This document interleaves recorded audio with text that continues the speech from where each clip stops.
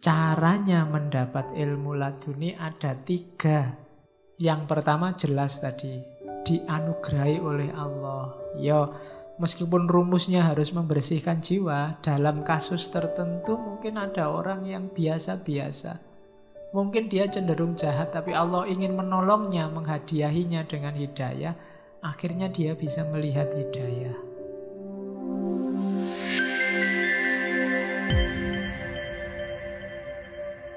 Di awal-awal di kitab Ar-Risalah ala Dunia, Ghazali bilang, ini sebenarnya saya nulis kitab ini, ada seorang teman yang tanya padaku, apa ya benar ada ilmu jenis laduni ini? Itu di pengantar dia bilang begitu. Dia meragukan temannya ini. Apa ya ada? Pengetahuan itu kan dari akal, dari rasio, dari pengalaman. Kok ada pengetahuan yang laduni yang dikasih Allah langsung, itu kayak gimana?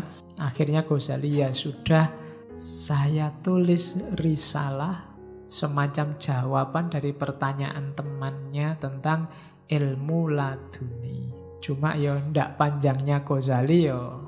Kalau kamu ngaji bisa tahunan itu. Terus kemuliaan ilmu, ini bagian awal. Saya awali dari sini. Jadi katanya Ghazali, kalimatnya indah. Ilmu itu zatnya sendiri sudah mulia. Jadi ilmu itu sebenarnya jenis apapun, hakikatnya dia sebagai ilmu itu mulia. Logikanya simpel. Kenapa? Karena ilmu lawannya kebodohan. Tahu lawannya tidak tahu. Kalau tahu itu cahaya, ketidaktahuan itu kegelapan. Jadi barangnya sendiri yang namanya ilmu itu sudah mulia. Maka kalian nyari ilmu apa saja, itu sebenarnya sedang mengambil atau menempati kemuliaan. Cuma ya itu tadi, kita ilmunya agak terbatas di rasio dan empiris. Tapi sebenarnya ilmu apapun, termasuk yang primbon-primbon dan macam-macam tadi, sebenarnya hakikatnya itu pengetahuan yang mulia. Karena lawan dari ilmu itu kebodohan. Maka belajarlah tanpa pilih-pilih guru, pilih-pilih materi, apapun yang terjangkau pelajarilah. Itu teorinya Ghazali. Meskipun demikian, kalau bisa carilah ilmu yang utama. Meskipun objek ilmu apapun itu mulia, tapi dahulukan yang utama. Pengetahuan untuk hal-hal yang lebih utama. Dan di antara yang utama itu, yang paling utama adalah pengetahuan ketuhanan. Pemahaman tentang Tuhan. Ini yang saya tidak tahu, tradisi pemahaman ketuhanan itu tidak menonjol lagi di dunia Islam. Padahal itu mungkin ciri khas kita. Ciri khas kajian timur. Orientasinya teos, ketuhanan. Jadi katanya Ghazali, objek ilmu yang paling mulia itu Tuhan. Karena kita nanti innalillahi wa inna ilaihi roji'un. Dari Allah akan kembali ke sana. Maka mempelajari, kalau bahasa Jawanya sangkan paraning dumadi, asal-usul dari mana kita datang dan kemana kita akan kembali, itu adalah mengenali Tuhan. Karena kita datang dari Tuhan, kembali ke Tuhan. Datang dari Allah, kembali ke Allah. Maka objek ilmu paling mulia adalah Allah. Kita sejak kecil dikenalkan oleh Allah untuk diyakini. Jarang yang dikenalkan secara dalam atau diarahkan untuk lebih mengenal. Biasanya kita pokoknya yakinlah Allah itu ada, titik. Jarang di antara kita yang secara serius mengkaji Allah, hakikatnya, sifat-sifatnya. Mungkin hanya mahasiswa jurusan tertentu yang bahas itu. Itu pun ya sak senengnya dewe. Jarang yang sampai dalam. Padahal itu objek ilmu yang paling mulia. Hakikat kita nanti di situ. Dari Allah kembali ke Allah. Kalau kita Allahnya tidak kenal, kalau Allah itu hanya sebagai untuk diyakini kemudian ngasih kewajiban-kewajiban, itu kan rasanya Allah itu kayak majikan kita. Kita diperintahi macam-macam dan kita tidak kenal dia. Jarang orang yang intensif berusaha mengenal atau diperkenalkan dengan Allah. Makanya ilmu yang nomor 1 kalau di Ghazali tauhid. Kita harus kenal Allah. Kalau kenal aja ndak, jangan membayangkan bisa jatuh cinta. Tak kenal maka tak sayang. Jadi di antara kuncinya kenapa kemarin kita belajar mahabbatullah, cinta sama Allah. Kenapa kok kita susah bisa mencintai Allah? Karena mungkin kita tidak kenal. Kenal aja ndak gimana bisa cinta. Apalagi sekarang ilmu kita hanya ilmu materi sama ilmu rasio, positivistik. Hanya percaya yang ada faktanya, ada gambarnya. Wassalam sudah kan? Allah itu sudah gaib, kita ndak kenal lagi. Kok disuruh mencintai? Jauh. Maka objek ilmu yang utama nomor satu adalah ketuhanan. Jalannya lewat apa? Katanya Ghazali, wadahnya ilmu itu jiwa. Jiwa kita itu makanannya adalah ilmu.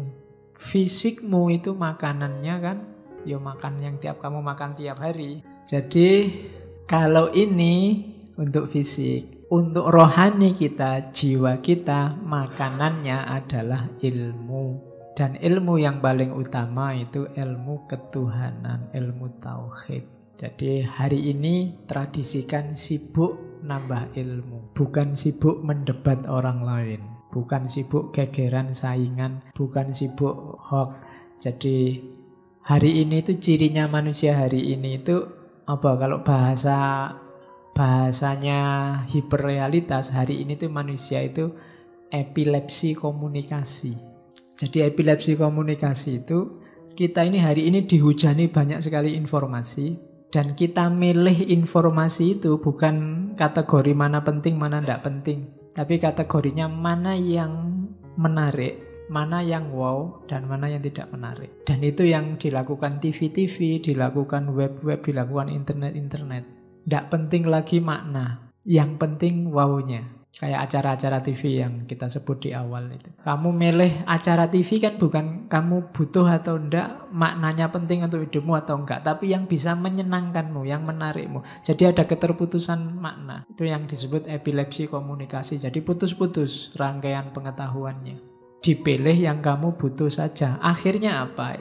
Media menawarkan yang menarik buatmu saja. Kalau enggak percaya, YouTube misalnya, bukalah video apa yang kamu senang. Setelah itu kamu akan ditawari semua video yang berhubungan, yang mirip dengan yang kamu buka tadi. Google juga begitu. Sehingga akhirnya kamu kerasan. Tidak pernah kamu buka YouTube itu satu terus ya sudah itu saja, wong butuhnya cuma itu. Mesti terus kamu ditawari yang lebih menarik di video sebelahnya, sesudahnya, sebelumnya. Dan itu membuat kita epilepsi komunikasi. Epilepsi itu kan orang meledak-ledak sebentar terus sadar lagi, tapi meledak-ledak lagi, sadar lagi. Oke, itu teori kajian baru.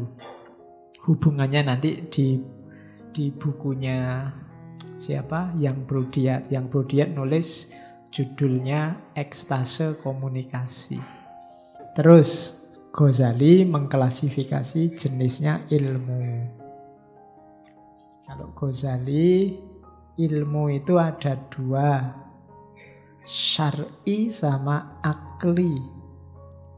Nah, ini kalau kalian nanti belajar atau ngajar filsafat ilmu, bagian ilmu-ilmu keislaman boleh pakai kategorinya Ghazali ini. Ini belum di Ihya. Kalau di Ihya nanti ada kategori etisnya. Kategori etis itu ilmu ada yang mahmudah, ada yang madhmumah. Ada yang fardu ain, ada yang fardu kifayah. Filsafat itu fardu kifayah. Tidak perlu semua orang ngerti filsafat, nanti malah kacau. Ya, sebagian sudah ngerti filsafat cukup.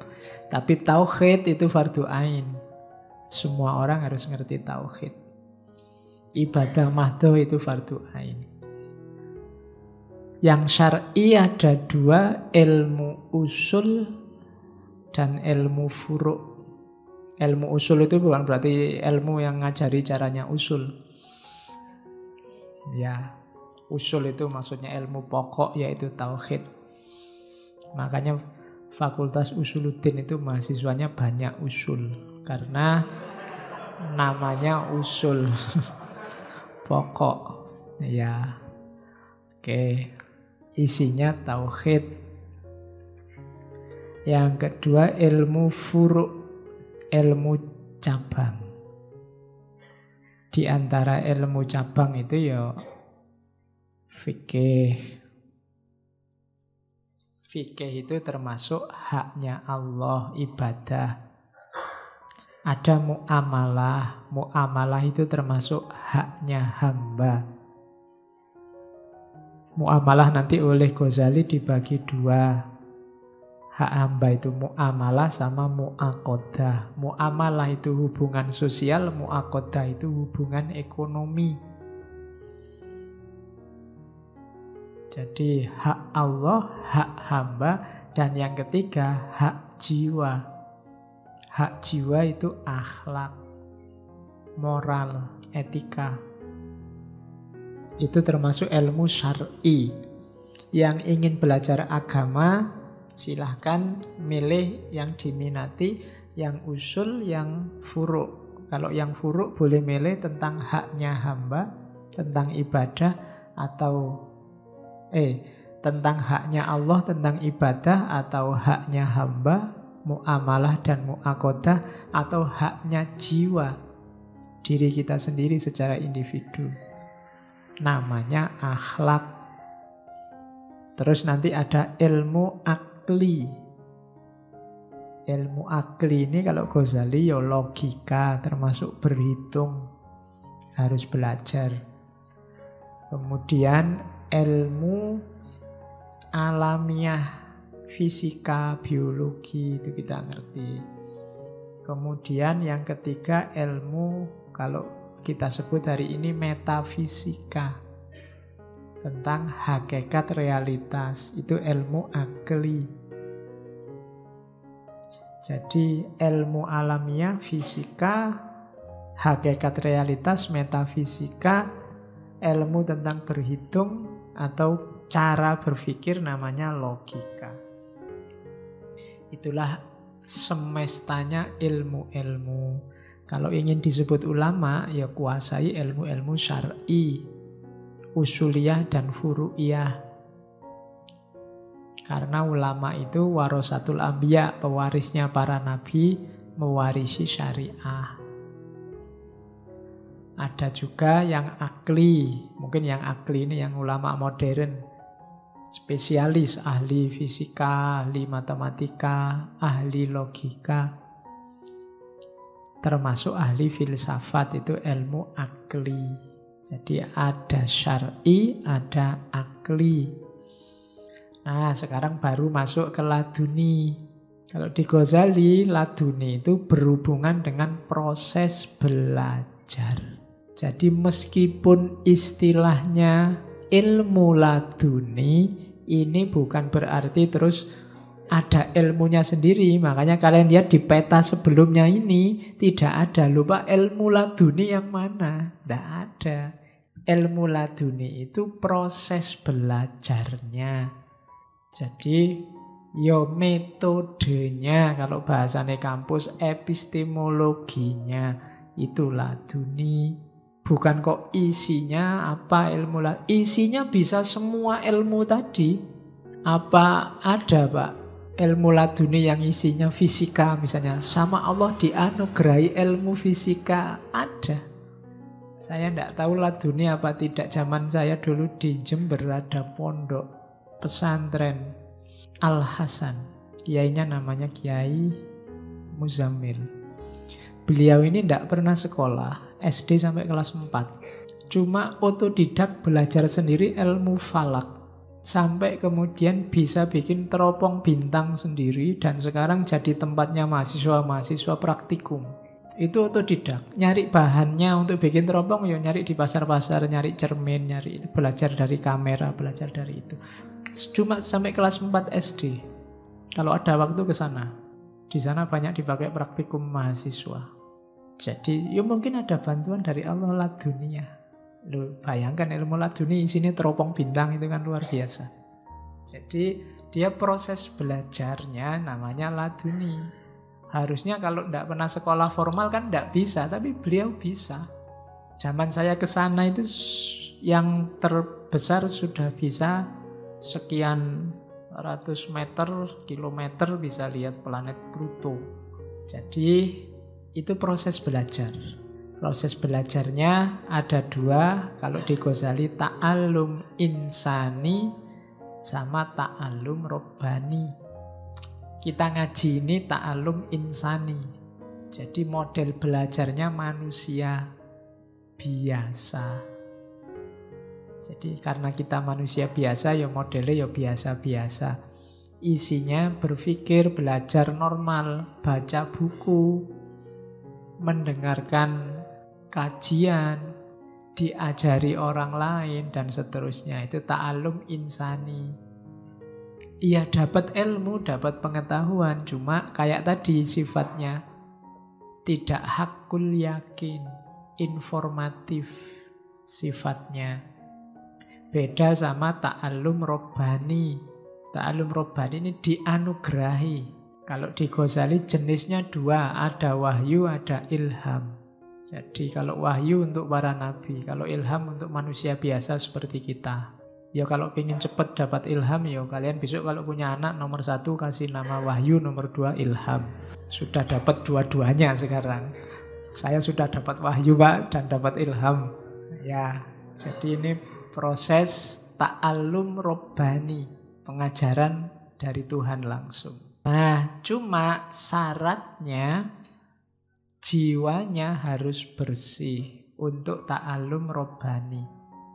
Jiwa yang kotor, mungkin Allah melimpahkan, seandainya Allah melimpahkan pun tidak akan terbaca. Kayak kita tiap sholat berdoa ihdinas siratal mustaqim, mungkin Allah sudah ngasih hidayah, menunjukkan jalan yang lurus. Kok kamu tidak ketemu-ketemu jalan lurusnya, mungkin petunjuknya Allah tidak terbaca. Kalau dilihat betapa sayangnya Allah pada manusia, insya Allah kalau kamu membaca Fatihahnya serius, itu kamu beneran sama Allah dikasih petunjuk. Dikasih petunjuk jalan yang lurus. Kenapa tidak terbaca? Kenapa kamu masih kebingungan? Mungkin karena jiwamu gelap. Ya kayak ruangan yang gelap itu loh. Seindah apapun isinya tidak kelihatan. Maka kita butuh jiwa yang jernih, katanya Ghazali.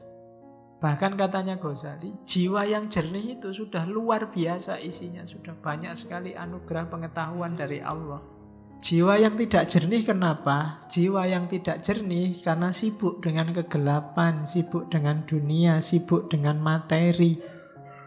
Analoginya Ghazali kayak mendung yang menutupi matahari. Kalau mendung menutupi matahari itu kan bukan berarti mataharinya tidak ada. Jiwamu yang asli itu terang dan jernih, cuma tertutupi oleh dunia. Maka kita harus belajar diawali dengan menyucikan diri. Tahapan pertama pembelajar itu membersihkan jiwa. Kalau versinya Ghazali, baik ta'allum insani maupun ta'allum robbani. Kenapa? Karena ya kayak dulu ya di syairnya Imam Syafi'i itu, karena ilmu itu nur. Jadi annal ilma nurun wa nurullahi la yuhdali asin. Dan cahayanya Allah tidak akan bisa jadi petunjuk bagi orang yang suka maksiat, karena maksiat membuat hati gelap. Kalau hatimu gelap ya hidayah seperti apapun tidak akan terbaca. Bukan Allah tidak ngasih, kamu yang tidak bisa baca. Jiwamu gelap. Maka syaratnya orang belajar yang pertama membersihkan jiwa. Atau kalau jiwanya sakit karena dunia, menyembuhkannya dulu. Makanya katanya Ghazali, penting syaratnya orang belajar itu mengenali penyakit jiwanya.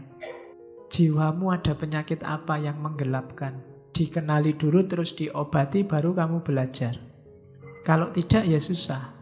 Cahaya masuk. Jangan-jangan itu yang membuat kalau kamu baca bukunya paham, wong akalmu jalan, tapi bukunya ditutup lupa. Tidak ada yang nyantol satupun. Mungkin karena dalamnya gelap. Pengetahuan banyak, ngaji ini aja sampai berapa, hampir 100 berapa sesi. Tapi yang tersisa berapa sekarang? Yang nyantol di sini paling kamu lupa. Banyak yang lupa. Jadi ditanami terus tapi tidak tumbuh-tumbuh. Itu mungkin karena jiwanya gelap. Karena alatnya ilmu laduni itu jiwa. Nah, asumsi-asumsinya.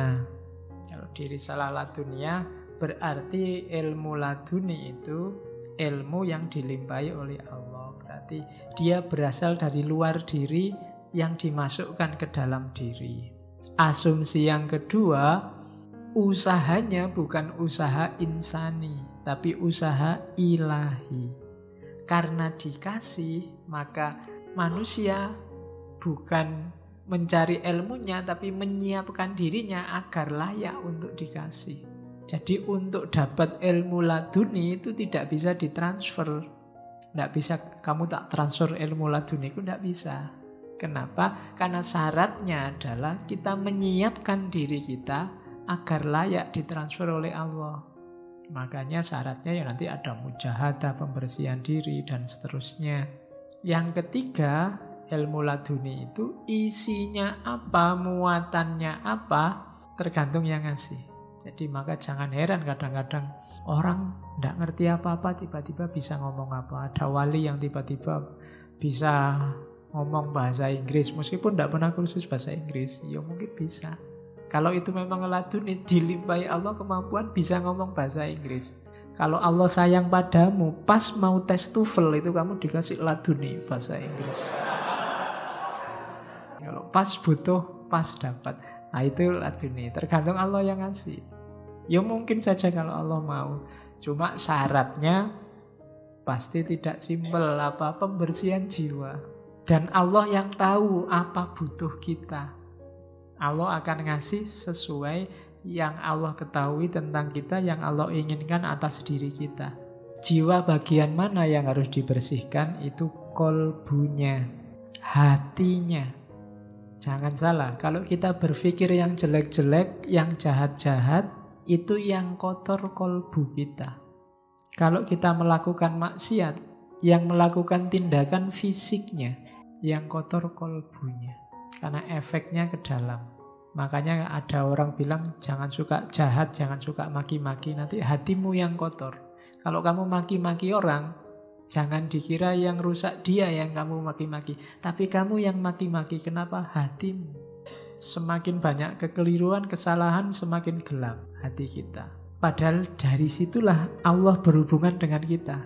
Jadi kolbu harus bening, harus jernih. Karena di tempat itulah Allah mencahayai hidup kita dengan ilmu dan pengetahuan. Nah, selanjutnya, kalau di Risalah Laduniyah, caranya mendapat ilmu laduni ada 3. Yang pertama jelas tadi, dianugerahi oleh Allah. Ya, meskipun rumusnya harus membersihkan jiwa, dalam kasus tertentu mungkin ada orang yang biasa-biasa. Mungkin dia cenderung jahat, tapi Allah ingin menolongnya, menghadiahinya dengan hidayah. Akhirnya dia bisa melihat hidayah. Kalau ini memang hadiah dari Allah. Cuma tidak sembarangan orang dapat ini. Tidak usah nunggu, makanya orang nunggu hidayah. Saya nunggu hidayah saja Pak besok, tidak usah ditunggu.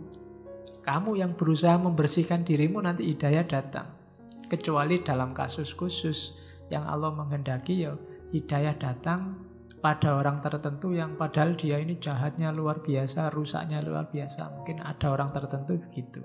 Jadi ini memang murni hadiah dari Allah yang pertama.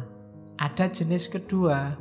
Kalau yang ini tadi, yang riyadah, mujahadah, muraqabah, mendekatkan diri pada Allah. Ini yang pakai usaha. Di Risalah dikutip 2 hadis. Saya tidak tahu sahih dhaifnya, mahasiswa hadis yang ngecek. Kalau katanya Ghazali ditulis di kitabnya berarti baunya wangi hadis ini. Ya, silakan kamu cium nanti. Man amila bima alima aurasahullahu ilman malam ya'lam. Barang siapa menjalankan apa yang diketahui, Allah akan memberikan ilmu tentang apa yang dia belum ketahui. Ini hadis. Jadi syaratnya kamu dikasih ilmu laduni, yang belum kamu ketahui itu apa? Manfaatkan ilmu. Jalankan ilmumu sampai ke level manfaat. Nanti Allah akan nambah ilmu. Makanya Ustadz, guru itu kerasannya kok pinter terus ya. Allah ngasih anugerah terus, ilmunya manfaat, dijalankan. Kalian mungkin bukan ustadz, bukan guru, tapi manfaatkan ilmumu untuk hidupmu. Nanti aurasahullahu ilman malam ya'lam. Kalau ini mujahadah yang lain lagi.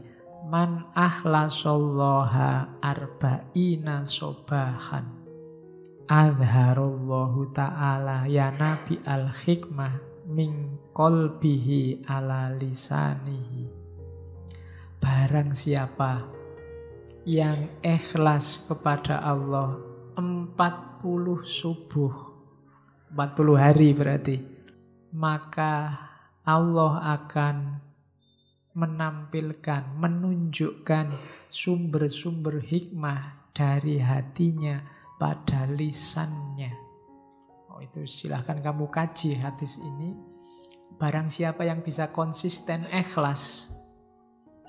Ikhlas itu berarti segala amalnya hanya untuk Allah, tidak mengeluh apapun keputusan Allah. 40 hari saja itu mungkin angka itu untuk menunjukkan bahwa kita serius, konsisten, selalu ikhlas kepada Allah. Maka Allah akan memberikan hikmah dalam hati kita yang nanti akan tampil dalam lisan kita. Sumber-sumber hikmah ditanam dalam jiwa dan itu akan kelihatan dalam ucapan kita. Nah, itu hadis kalau di Ghazali. Silahkan kamu cek. Ya latihan lah ya 40 hari. Ikhlas. Bikin program sendiri ya. Kalendernya ditulisi. Bulan mungkin Ramadan besok lah lebih enak. Cuma Ramadan 30, 10 hari sebelum Ramadan. Nanti ngajinya libur enggak apa-apa. 10 hari sebelum Ramadan program ikhlas.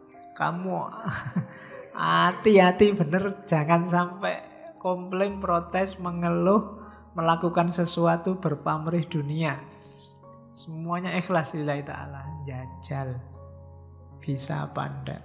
Enggak masalah Pak, hari ke-39 setengah saya batal misalnya. Ya enggak apa-apa. Allah kan sudah melihat usahamu. Allah itu enggak kaku, enggak deso kayak kamu. Ya ngerti lah kamu sudah serius. Kalau kurang dikit ya enggak masalah. Allah sudah ngerti keseriusanmu. Kalau Allah menghendaki mungkin enggak nyampe 40 hari kamu sudah merasakan hikmahnya. Boleh dicoba. Wong ini yang memvalidasi hadisnya kan Ghazali. Waliullah yang gak diragukan lagi. Nah, itu jalan riyadhah namanya. Yang ketiga jalan tafakkur. Kalau ini sebenarnya jalan normal. Kalau kita belajar serius normal pakai akal, gak masalah. Kayak gini nih gak masalah kalian belajar biasa. Tapi yang serius memang gairah mencari ilmunya luar biasa, atau labil ilmi, ya tetap lillahi ta'ala. Nanti Allah akan membukakan pintu-pintu kegaiban kalau bahasanya Ghazali. Keseriusan kita akan dibantu oleh Allah. Ini yang seperti saya bilang tadi. Wong kita belajar insani pun ilmunya kan juga dari Allah. Jadi yang ketiga tafakkur, ayo belajar. Kita belajarnya satu halaman, hasilnya bisa berhalaman-halaman. Dari mana? Dari Allah. Kita membacanya cuma satu buku, mungkin hasilnya bisa lebih banyak dari itu. Dari mana? Dari Allah. Kenapa Allah ngasih? Karena kesungguhan kita belajar. Padahal kita baca cuma satu baris. Tapi inspirasi dari satu baris ini luar biasa banyak. Wah, berarti hubungannya sama itu, sama ini. Wawasan kita jadi luas hanya karena satu baris ini. Dari mana asalnya? Dari Allah. Karena Allah tahu kesungguhan kita. Itu jenis laduni juga. Jadi laduni itu bisa dikejar lewat 3 jalur. Hadiah murni dari Allah. Cuma kalau ini tidak bisa diprediksi, nggak bisa diukur. Yang bisa diukur yang kedua, riyadhah kita, usaha kita memang untuk nyari. Atau yang ketiga ya kita belajar saja, tafakkur seperti biasa, cuma serius, ikhlas lillahi ta'ala. Nanti Allah menyambut kita. Itu 3 cara.